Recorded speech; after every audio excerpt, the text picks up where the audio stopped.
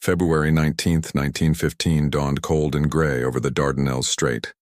But inside the British Admiralty, Winston Churchill burned with the fire of possibility. The First Lord of the Admiralty stood before a massive map of the Ottoman Empire, his finger tracing the narrow waterway that separated Europe from Asia, convinced he had discovered the key to ending the Great War before another Christmas passed. Churchill's eyes gleamed with the audacity that would either crown him a military genius or condemn him as the architect of catastrophe. The strategic logic seemed irresistible. For months, the Western Front had devoured men by the hundreds of thousands, grinding them into the mud of France and Belgium with nothing to show but stalemate and slaughter. The trenches stretched from the English Channel to Switzerland, an immovable scar across Europe where machine guns and artillery had made traditional warfare obsolete. Something radical was needed, Churchill argued to anyone who would listen. A bold strike that would outflank the deadlock and bring the Central Powers to their knees. His plan possessed elegant simplicity. British and French warships would force their way through the Dardanelles, that ancient waterway guarding the approach to Constantinople. Once through, they would bombard the Ottoman capital into submission, knock Turkey out of the war, and open a supply route to Russia through the Black Sea. More tantalizingly, Churchill believed this single stroke would bring Greece, Bulgaria, and Romania into the war on the Allied side, creating a new front that would crush Austria-Hungary and threaten Germany from the south. According to documents from the National Archives in London, Churchill presented his proposal to the War Council on January 13, 1915, with characteristic eloquence. Prime Minister Herbert Henry Asquith found the idea seductive in its promise of quick results without the horrific casualties that defined the Western Front. Lord Kitchener, the Secretary of State for War, initially expressed skepticism, but gradually warmed to the concept, particularly as it required primarily naval forces rather than the precious army divisions he needed elsewhere. Yet from the beginning, fatal flaws riddled the enterprise. Admiral Sir John Fisher, the first Sea Lord and Britain's most experienced naval commander, harbored grave doubts about risking capital ships in confined waters bristling with mines and coastal artillery. Fisher was 73 years old, a volcanic personality who had revolutionized the Royal Navy, but now watched with growing horror as Churchill committed the fleet to an operation Fisher believed bordered on madness. The old admiral knew something the younger politician did not. Ships could not hold territory, and guns alone would not break the Turkish will. The Ottoman Empire, dismissed by many Europeans as the sick man of Europe, possessed formidable defensive advantages. The Dardanelles measured only 4,000 feet wide at its narrowest point, with steep hills on both sides bristling with artillery positions. German military advisors, led by General Otto Liman von Sanders, had spent months fortifying these positions. Mines by the hundreds had been laid across the strait in overlapping patterns designed to channel attacking ships into killing zones. Mobile howitzer batteries could shift positions to avoid counter-battery fire. The Turks might lack modern equipment in many areas, but geography had given them a fortress that Nelson himself would have thought twice about assaulting. Nevertheless, Churchill's enthusiasm proved infectious. The War Council approved the naval operation, setting in motion a campaign that would ultimately claim over 500,000 casualties and shatter the careers of brilliant men.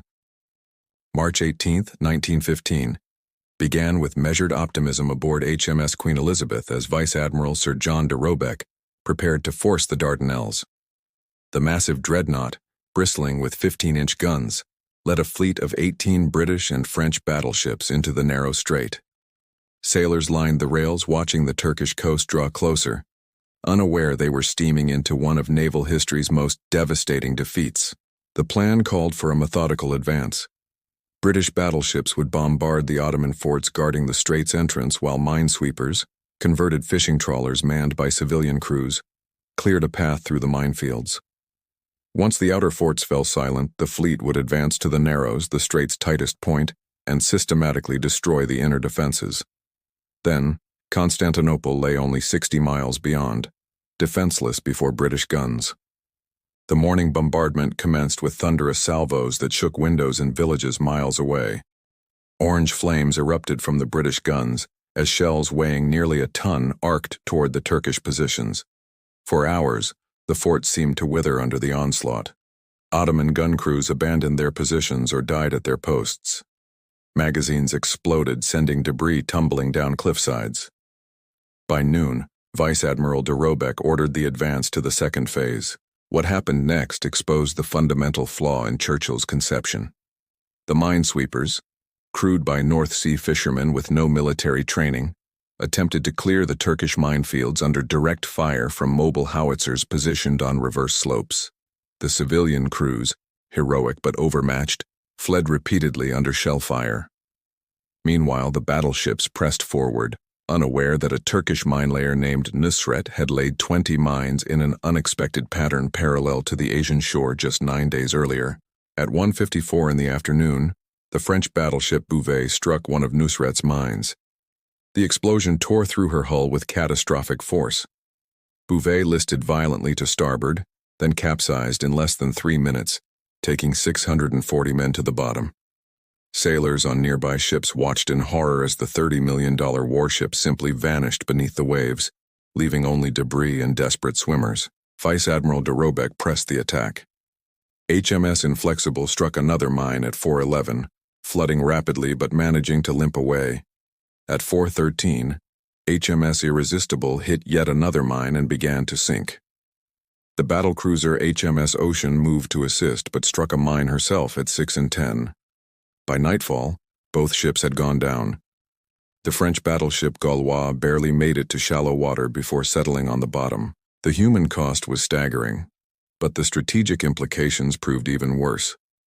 Britain had lost 3 capital ships sunk and 3 more badly damaged in a single afternoon. The supposedly obsolete Turkish defenses had stopped the mighty Royal Navy cold. According to records preserved in the Imperial War Museum, Admiral de Robeck concluded that ships alone could not force the Dardanelles. The unthinkable had happened. Churchill's naval operation had failed. In London, the news struck the Admiralty like a thunderbolt. Churchill immediately began advocating for renewed attacks, insisting the Turks must be at the breaking point, their ammunition exhausted. Fisher and other senior admirals disagreed violently. The old First Sea Lord knew the mathematics were inexorable. Turkey could replace coastal guns far faster than Britain could build battleships. More fundamentally, Fisher had been right from the start. Ships could not occupy ground, and without troops to seize the fortifications, the Navy would simply pour lives and treasure into the Dardanelles until someone had the courage to stop. The stage was now set for a more terrible gamble, a land invasion to accomplish what the Navy could not. April 14, 1915, found General Sir Ian Hamilton aboard HMS Queen Elizabeth, staring at the Gallipoli Peninsula through binoculars and contemplating an impossible task. The 52-year-old career soldier had been given command of the Mediterranean Expeditionary Force with orders to seize the peninsula, silence the Turkish guns, and open the Dardanelles to Allied shipping. Hamilton possessed courage and imagination but faced obstacles that would have daunted Napoleon himself. His army consisted of 75,000 men, British regular troops, the untested Australian and New Zealand Army Corps, quickly dubbed Anzac, and French colonial forces. They would assault a coastline the Turks had spent weeks fortifying under German supervision. Hamilton had virtually no intelligence about Turkish defenses, inadequate maps, insufficient artillery, and no element of surprise whatsoever. The failed naval attack had announced Allied intentions with perfect clarity, giving General Lyman von Sanders ample time to prepare defenses. The German general commanding Turkish forces had positioned the Ottoman Fifth Army with calculated precision. Rather than crowding troops onto the beaches where naval gunfire would slaughter them, Lyman von Sanders held most divisions inland as mobile reserves, ready to counterattack wherever the British landed. Small detachments occupied key defensive positions overlooking the beaches, armed with machine guns sighted to create interlocking fields of fire. The Turks needed only to delay the invaders on the beaches long enough for reinforcements to arrive. Hamilton's plan called for simultaneous landings at 5 beaches on the tip of the peninsula, designated simply as S, V, W, X, and Y beaches. The Anzac forces would land further north at what became known as Anzac Cove, climbing the ridges to cut off Turkish reinforcements. The French would conduct a diversionary landing across the strait at Kum Kale. It was a complex operation requiring precise coordination, and almost immediately, everything went wrong. April 25, 1915 dawned clear and calm. Perfect weather for an amphibious assault, but equally perfect for Turkish machine gunners. At V Beach, where Hamilton had decided to land 2,000 men from the converted Collier River Clyde, the catastrophe unfolded with horrible clarity. The ship grounded, and troops poured from sally ports cut in her hull, only to run directly into machine gun fire from the old Sedlbahir fortress. Men fell in heaps on the gangways. Bodies floated in water turned red with blood. Of the first 200 men to leave the ship, only 21 reached shore unwounded.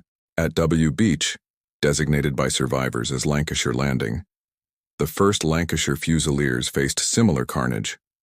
Troops waded ashore through chest-deep water under point-blank fire from Turkish trenches carved into cliffs above the beach. Captain Richard Raymond Willis, commanding Y Company, watched entire platoons cut down before reaching dry land. Yet somehow, incredibly, British troops reached the cliffs and began climbing, using bayonets to dig handholds, hauling themselves upward under continuous fire. By mid-morning, the Lancashire Fusiliers had seized the heights, earning 6 Victoria Crosses in the process, forever after known as 6 VCs before breakfast. Further north at Anzac Cove, the Australian and New Zealand forces faced a different nightmare. Strong currents had pushed their landing craft a mile north of the intended beach, depositing them beneath steep scrub-covered cliffs instead of the relatively gentle slopes Hamilton's staff had planned for.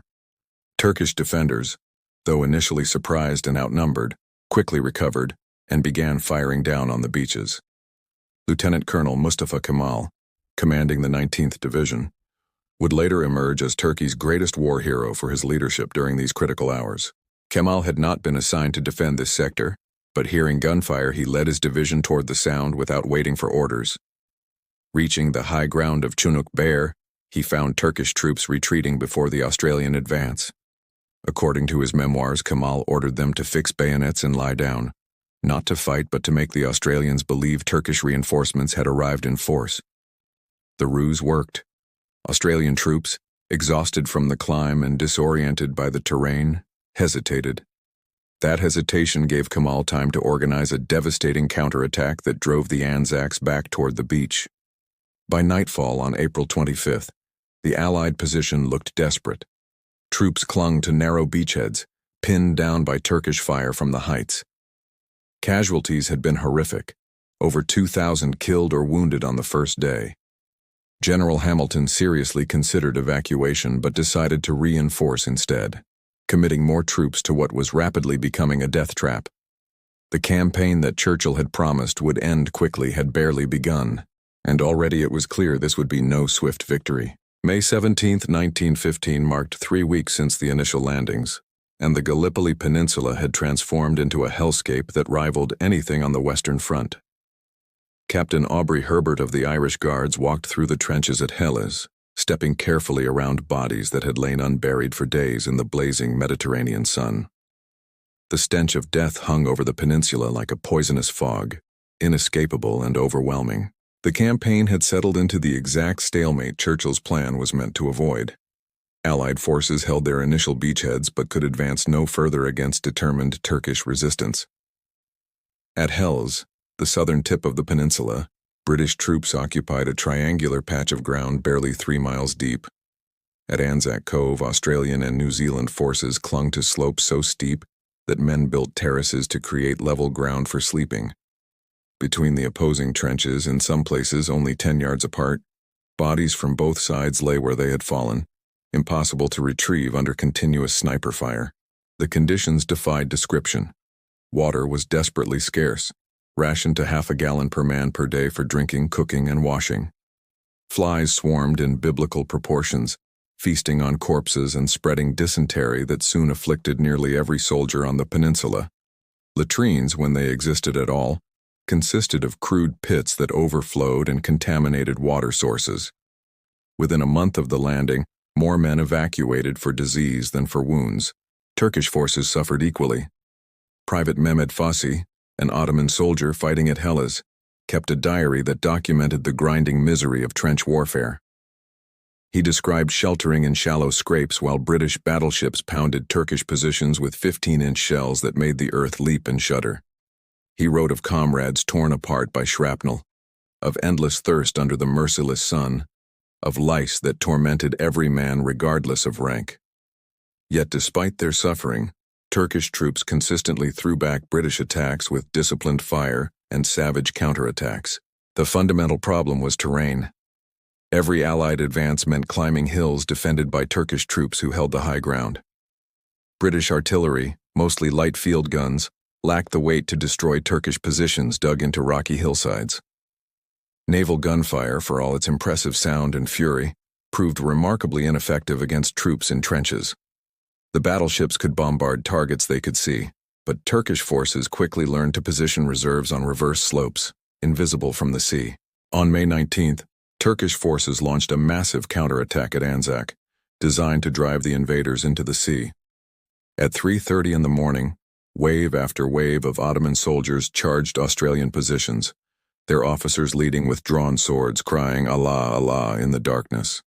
Anzac machine gunners fired until their weapons glowed red-hot, cutting down attackers in heaps.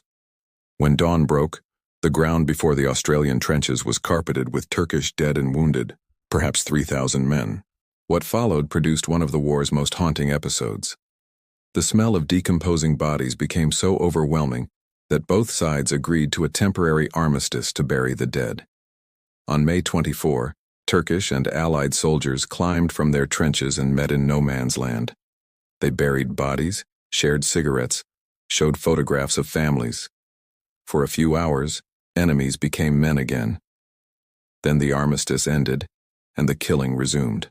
According to research detailed in the Australian War Memorial Archives, by early June, Allied casualties had reached 42,000 men, more than half the original landing force.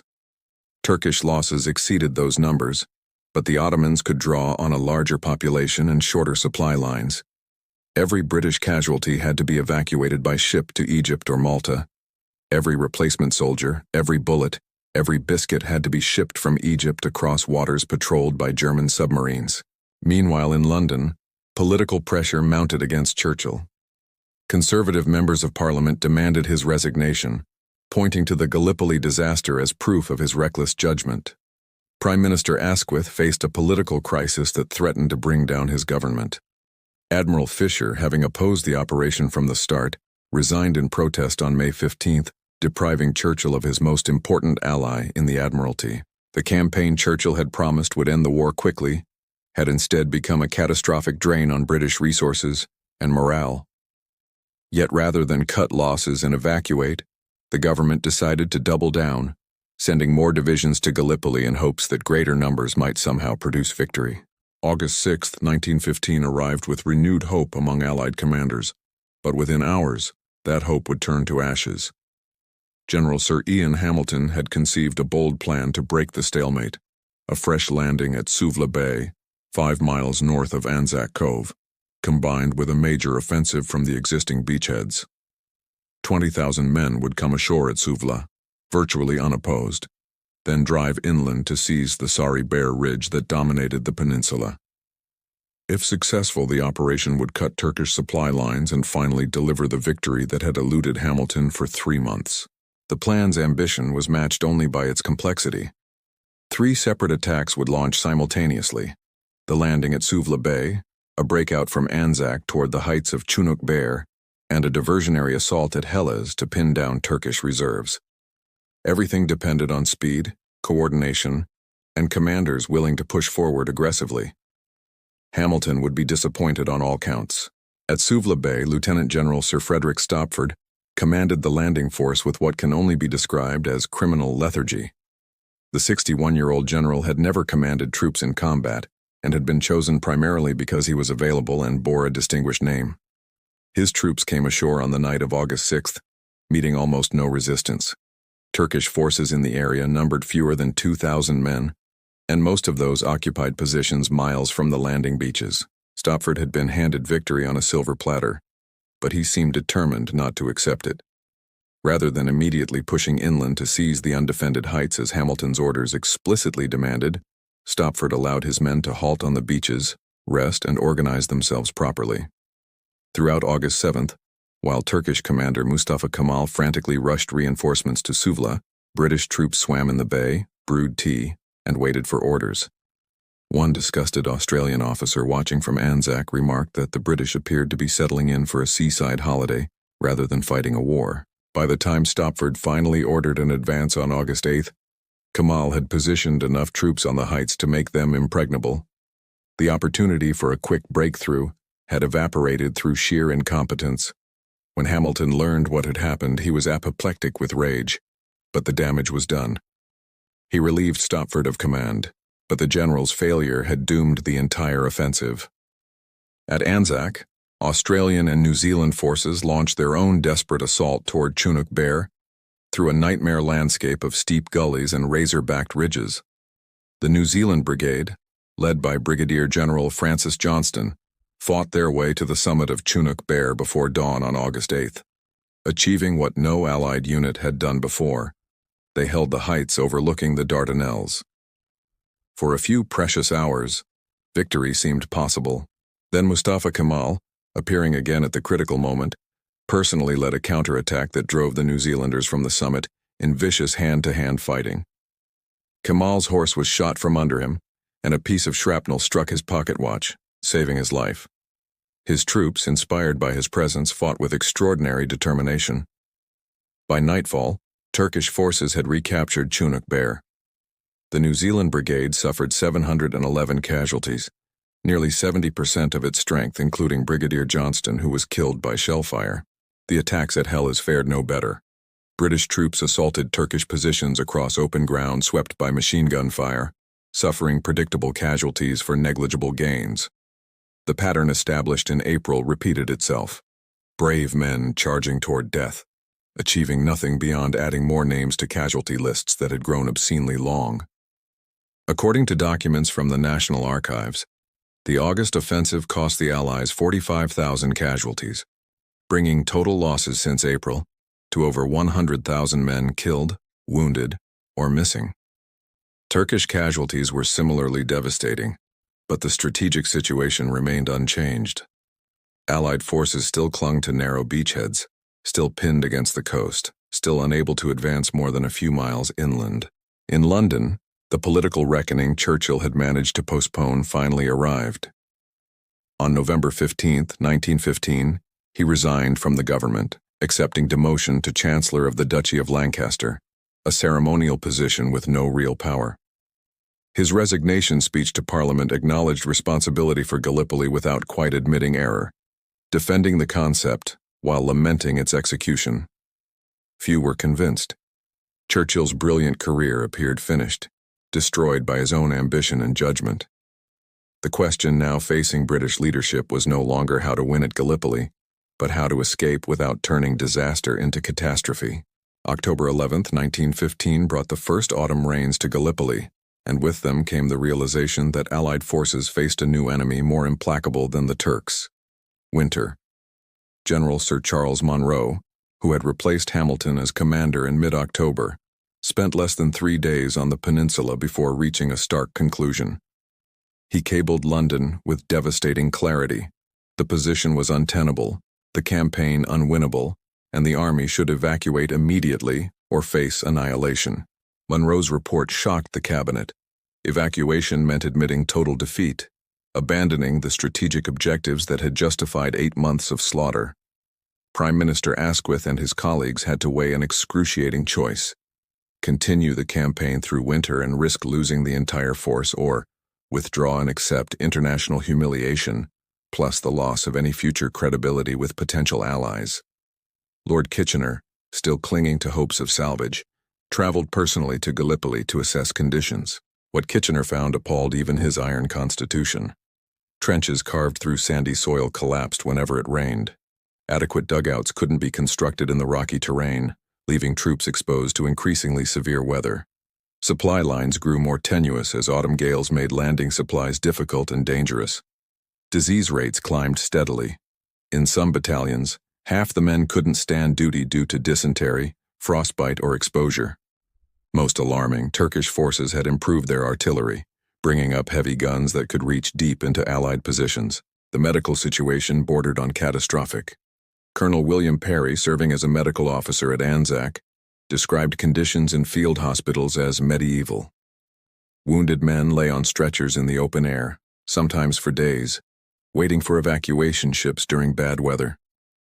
Surgeons performed amputations in dugouts lit by candles, with flies covering everything.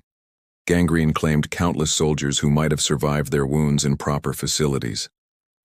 Perry estimated that for every man killed in action, 2 more died of disease or complications from inadequate medical care. November 27th brought disaster on a scale that nature, not man, inflicted.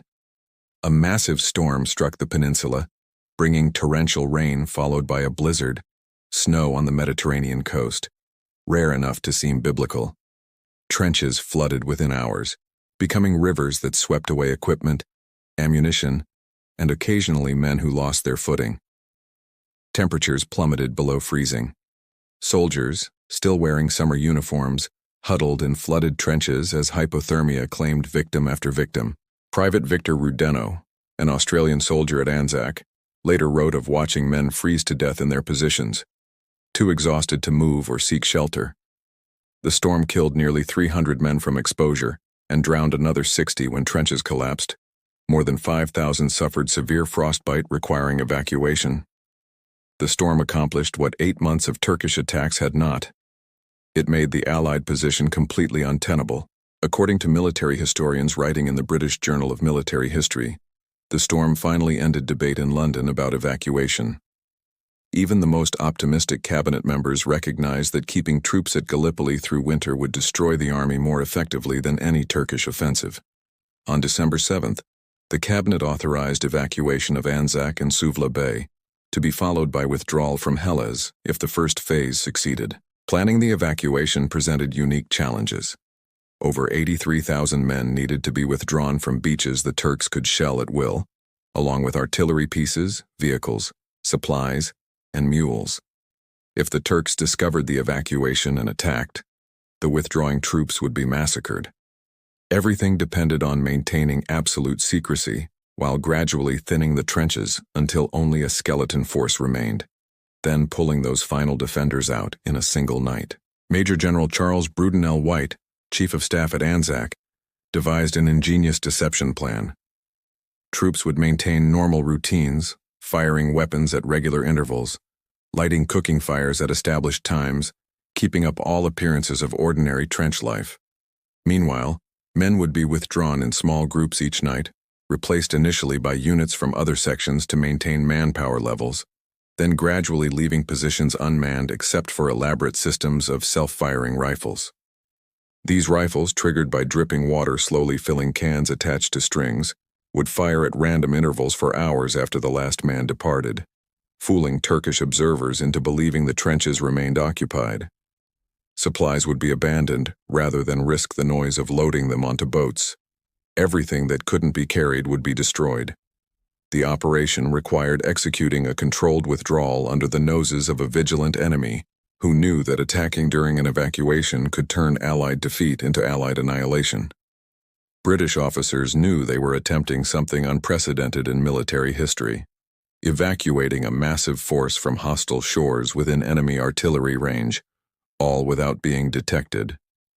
If anything went wrong, the Gallipoli campaign would end not in mere defeat but in massacre and surrender, and December 18, 1915 passed into December 19th with unnatural quietness on the Gallipoli beaches.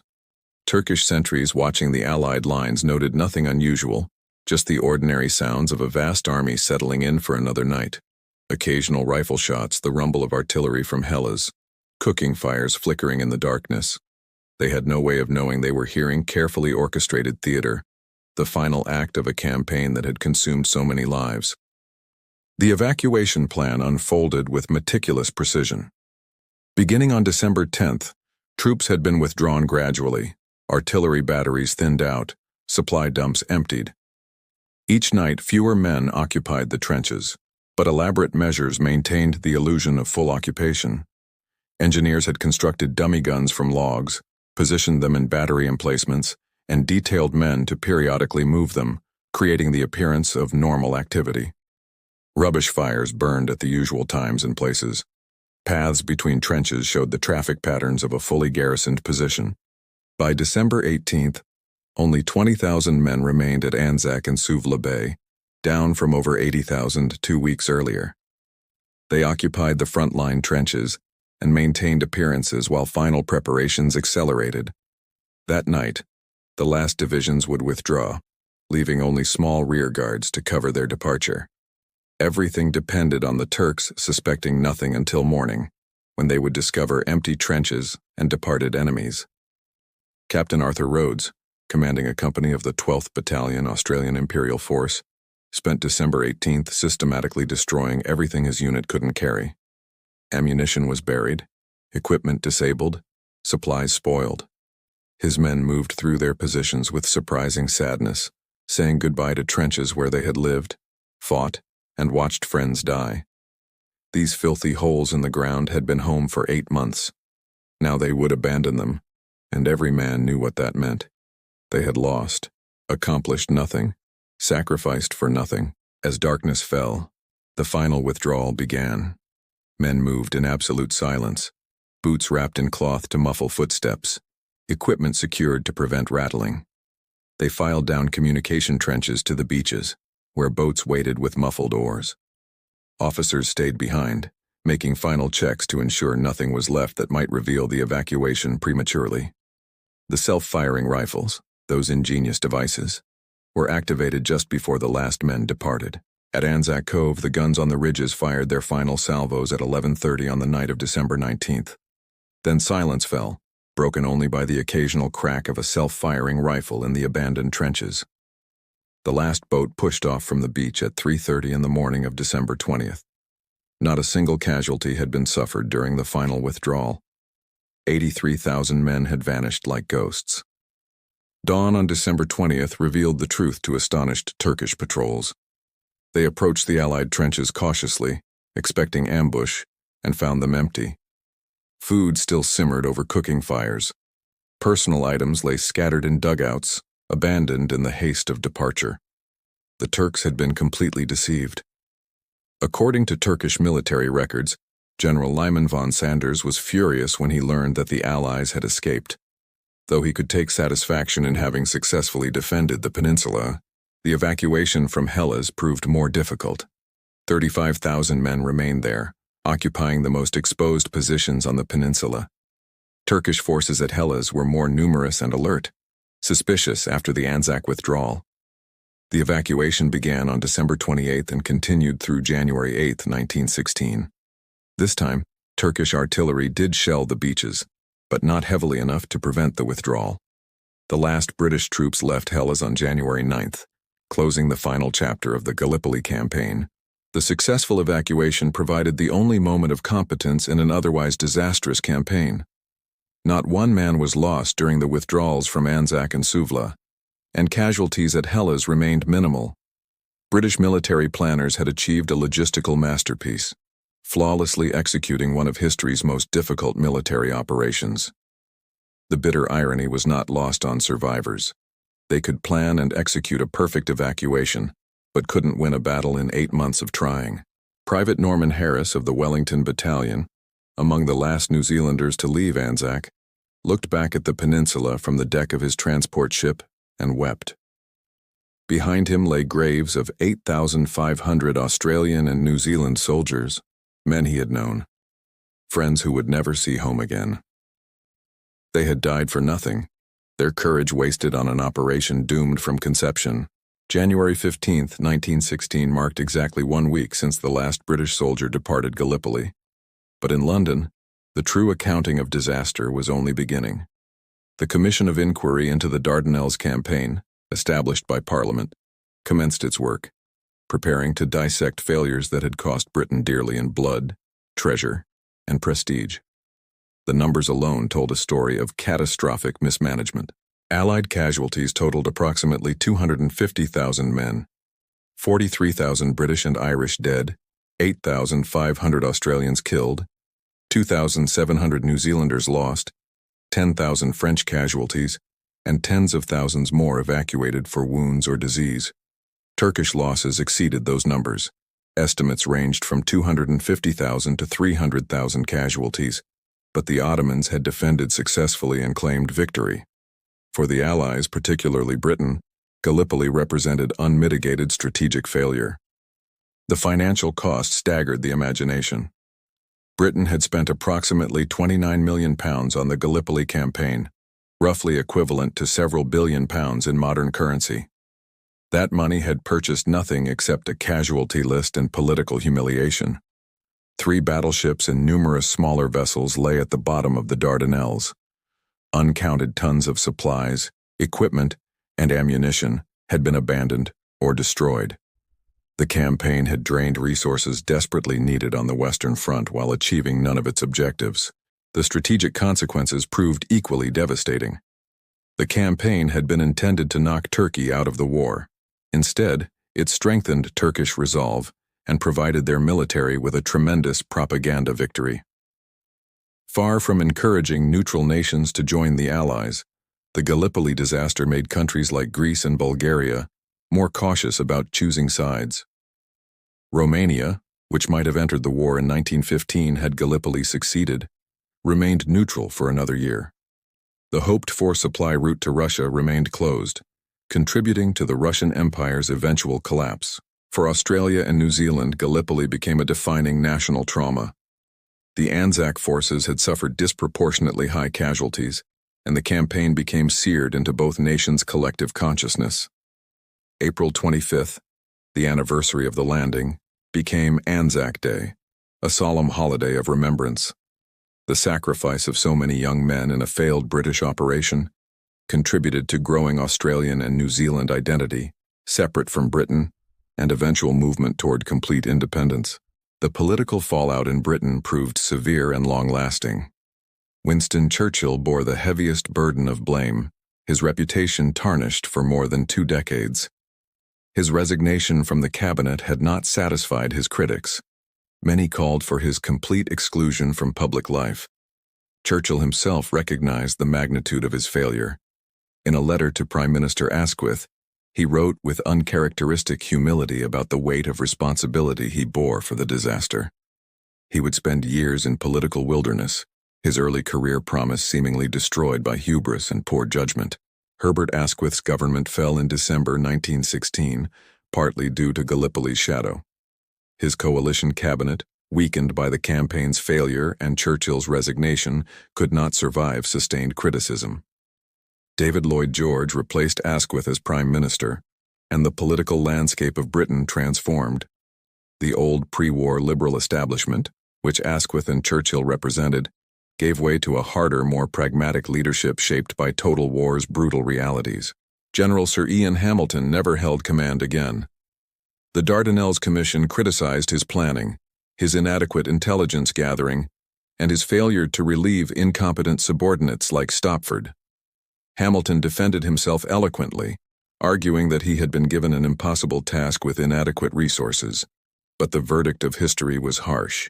He had presided over disaster and bore responsibility regardless of the challenges he faced. The campaign's failure also reinforced the dominance of Western Front strategy. Churchill and others had argued that victories might be won on the periphery, outflanking the stalemate in France and Belgium. Gallipoli's disaster seemed to prove that the war could only be won by grinding attritional combat against Germany's main armies. This belief, tragically, contributed to the horrific Somme offensive of 1916, where British forces suffered 60,000 casualties on the first day alone, pursuing breakthrough that never came. For ordinary soldiers who had survived Gallipoli, the homecoming brought mixed emotions. They had fought with extraordinary courage under appalling conditions, but they had lost. Veterans struggled to explain to families why their friends had died. Many survivors suffered what we now recognize as post-traumatic stress disorder, though contemporary medicine had no name for it beyond vague references to shell shock. The campaign's futility haunted them, turning memories of camaraderie and sacrifice bitter with the knowledge that it had all been for nothing. February 3, 1916 found Mustafa Kemal in Constantinople, fated as the hero who had saved the Ottoman capital from British conquest. The young lieutenant colonel had been promoted to full colonel, but rank barely captured his elevated status. He had become a national symbol, the man whose leadership at critical moments had turned back the Allied invasion. Yet Kemal, who would later become Ataturk, founder of modern Turkey, understood better than most the near-disaster Turkey had barely. February 3, 1916 found Mustafa Kemal in Constantinople, fated as the hero who had saved the Ottoman capital from British conquest. The young lieutenant colonel had been promoted to full colonel, but rank barely captured his elevated status. He had become a national symbol, the man whose leadership at critical moments had turned back the Allied invasion. Yet Kemal, who would later become Ataturk, founder of modern Turkey, understood better than most the near-disaster Turkey had barely avoided and the terrible price Ottoman forces had paid for victory. The Ottoman Empire's defense of Gallipoli represented one of history's most successful military campaigns. Yet Turkish casualties had been catastrophic. Estimates varied, but approximately 250,000 to 300,000 Ottoman soldiers had been killed, wounded, or died of disease during the 8-month campaign. Entire divisions had been destroyed and rebuilt multiple times. Villages across Anatolia mourned sons who would never return, sacrificed to hold a narrow peninsula against European invaders. Turkish soldiers had fought under conditions that matched or exceeded anything Allied forces endured. Private Mehmed Fasih's diary, preserved in Turkish military archives, documented the grinding misery of trench warfare from the Ottoman perspective. Turkish troops suffered the same water shortages, the same swarms of flies, the same dysentery and exposure that plagued their enemies. They endured naval bombardments that turned the earth into a moonscape, shells that could vaporize a man or bury entire squads alive. Unlike the British, they lacked hospital ships to evacuate the seriously wounded. Turkish casualties often died where they fell or in crude field hospitals with minimal medical supplies. The defense succeeded despite the Ottoman Empire's profound military weaknesses. Turkey lacked modern artillery in sufficient quantities, forcing commanders to carefully husband shells and powder. Communication systems were primitive, often relying on runners to carry messages between positions under fire. Supply lines stretched thin, and troops sometimes went days without adequate food. German advisors provided expertise, but German equipment arrived in limited quantities, diverted to more critical fronts. What Turkish forces possessed was determination born of existential necessity. Allied propaganda had been clear about intentions. British and French forces intended to seize Constantinople, occupy Turkish territory, and potentially partition the Ottoman Empire entirely. For Turkish soldiers, this was not some distant colonial war, but a battle for national survival. They fought to defend their homeland, their families, their very existence as a nation. That motivation proved more powerful than superior Allied equipment and numbers. General Lyman von Sanders, the German commander of Ottoman forces, later wrote with grudging admiration about Turkish soldiers' fighting qualities. They endured hardships that would have broken European troops, fought with desperate courage when the situation demanded it, and maintained discipline under bombardments that sent less motivated armies fleeing. Von Sanders particularly praised Ottoman junior officers, men like Kemal who led from the front, shared their soldiers' dangers, and inspired through personal example rather than merely giving orders from safety. The Turkish success at Gallipoli rested heavily on geography and defensive advantage. The peninsula's terrain, steep cliffs, narrow beaches, commanding heights, gave defenders enormous advantages that Allied firepower couldn't overcome. Turkish forces could reinforce threatened sectors using interior lines while Allies depended on vulnerable sea transport. Every Allied advance meant climbing exposed slopes under fire from above. Every Turkish counterattack swept downhill with gravity's assistance. Nature had created a fortress. Ottoman troops simply had to defend it. Yet Turkish commanders recognized how close they had come to disaster. Had Stopford moved aggressively after landing at Suvla Bay on August 6, he might have seized the undefended heights before Kemal could rush reinforcements to the sector. Had the initial Allied naval attack in March pressed forward after sinking Beauvais, the fleet might have reached Constantinople before adequate defenses materialized.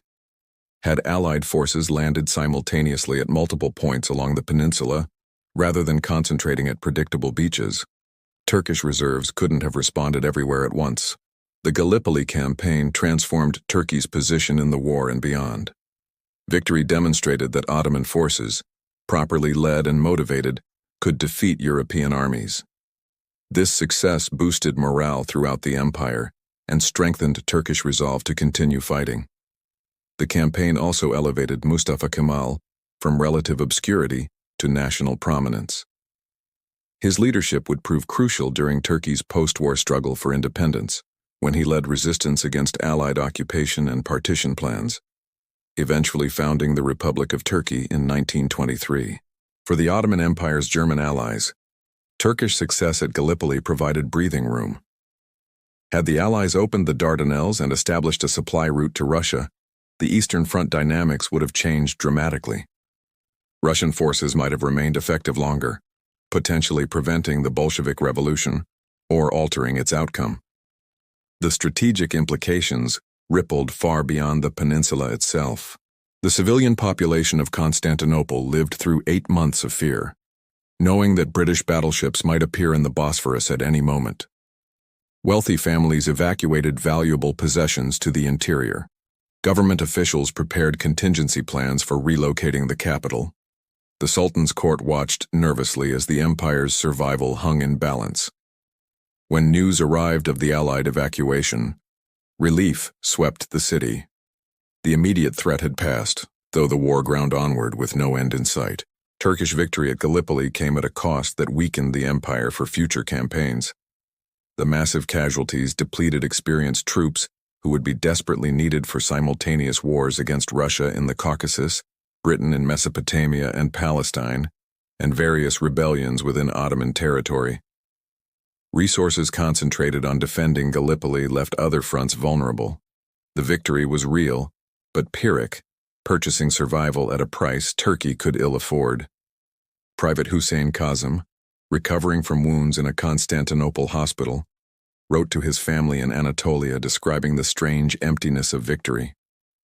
They had defeated the British, driven them from Turkish soil, but so many friends lay buried on the peninsula. His village had sent 40 men to war, only 12 survived. Was this victory?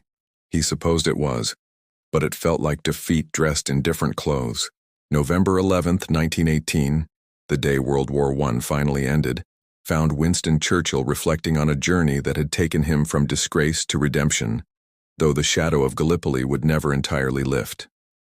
He had spent the wilderness years after his resignation pursuing rehabilitation, serving briefly as a battalion commander on the Western Front, proving his physical courage, then returning to government as Minister of Munitions in 1917.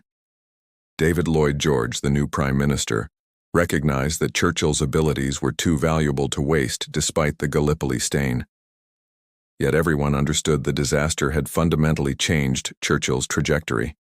The Dardanelles Commission's final report, published in 1919, distributed blame widely, but reserved particular criticism for Churchill's role in conceiving and driving the naval attack forward, despite professional naval advice to the contrary.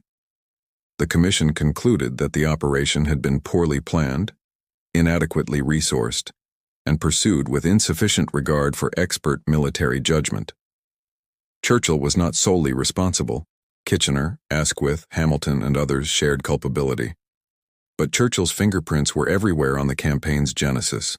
Churchill spent years attempting to reshape Gallipoli's narrative in his favor. His multi-volume history, The World Crisis, published throughout the 1920s, devoted considerable space to defending the Dardanelles operation. Churchill argued that the strategy was sound but execution flawed, that victory had been achievable if commanders on the scene had shown more initiative and aggression. He pointed to the successful evacuation as evidence that Allied forces possessed the capability to overcome Turkish defenses if properly led. His critics responded that Churchill was rewriting history, excusing his own errors by blaming subordinates. The historical debate over Gallipoli's merits continued for decades. Some military historians argued that Churchill had been essentially correct. The Western Front stalemate required alternative strategies, and the Dardanelles offered potential for strategic breakthrough.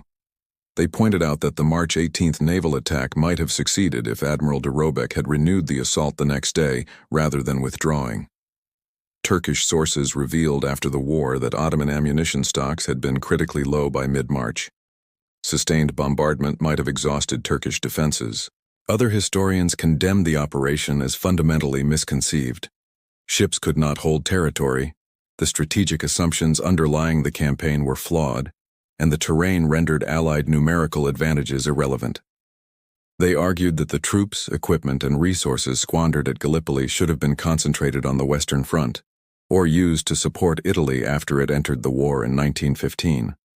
The opportunity cost of Gallipoli, they insisted, exceeded even its direct losses.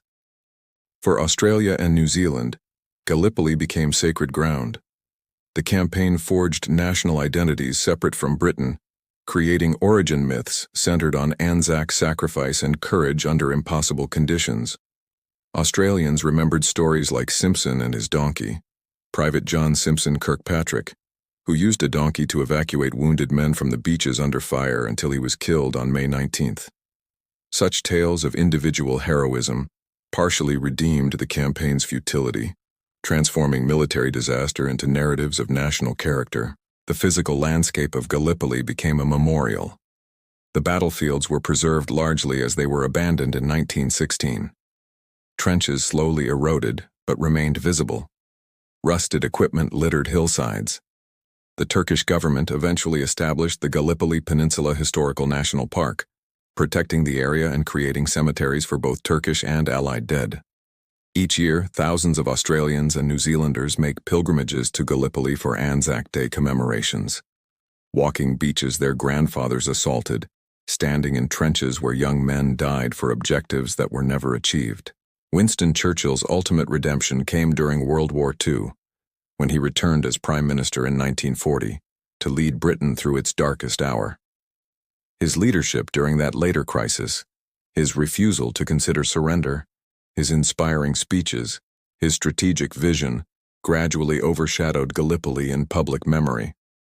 The disaster that nearly destroyed his career became a footnote to his later triumph. Churchill himself rarely mentioned Gallipoli after 1945, preferring to let history remember him for defeating Hitler rather than failing to defeat Turkey. Yet Churchill never entirely escaped Gallipoli's shadow.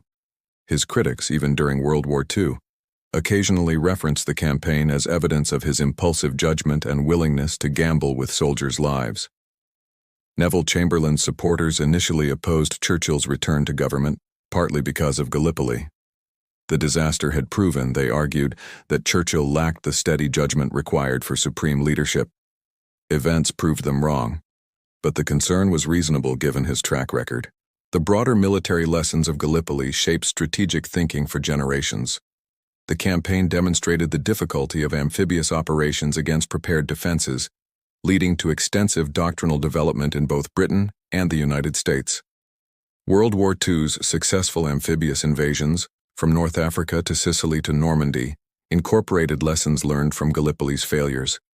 The importance of intelligence, the need for overwhelming force at the point of attack, the requirement for specialized landing craft and equipment, the necessity of air superiority. All these principles emerged partly from studying what went wrong in 1915. According to research published by the Imperial War Museum, veterans of Gallipoli maintained their own communities and reunions for decades after the war. They shared a bond forged through shared suffering and collective defeat. Many struggled with survivor's guilt, wondering why they had lived when so many friends had died. Others maintained that despite the outcome, they had fought honorably and well. The failure belonged to commanders who had wasted their courage and sacrifice. Private Victor Rudeno, the Australian soldier who survived the November blizzard, returned home to Sydney and lived until 1971. In his final years, he gave interviews about Gallipoli, describing the campaign with remarkable clarity despite the passage of decades. When asked if he regretted his service there, he paused for a long moment before answering. No, he said. He didn't regret it exactly. He regretted what had been lost, the friends who never came home, the pointless waste of lives. But he didn't regret having been there, having done his duty. Someone had to stand in those trenches, and it had been his turn. The Gallipoli campaign stands as one of history's great cautionary tales about hubris, inadequate planning, and the gap between strategic vision and tactical reality. Churchill's brilliant concept foundered on rocks of poor execution, difficult terrain, determined resistance, and military commanders unequal to the challenges they faced. 250,000 Allied casualties purchased nothing but painful lessons. The Ottoman Empire survived another 3 years before ultimately collapsing, but that collapse owed nothing to the Gallipoli campaign. In the end, Gallipoli demonstrated truths about warfare that every generation must relearn. That boldness without proper preparation invites disaster, that courage cannot overcome bad strategy, that the fog of war obscures even the most carefully laid plans. Churchill's gamble failed not because the idea was inherently impossible, but because turning strategic concepts into battlefield reality requires more than imagination and will. It requires intelligence, logistics, competent leadership at every level, adequate resources, and luck. At Gallipoli, the Allies possessed only courage, and courage alone could not force the Dardanelles or redeem Churchill's reputation from the disaster he had helped create.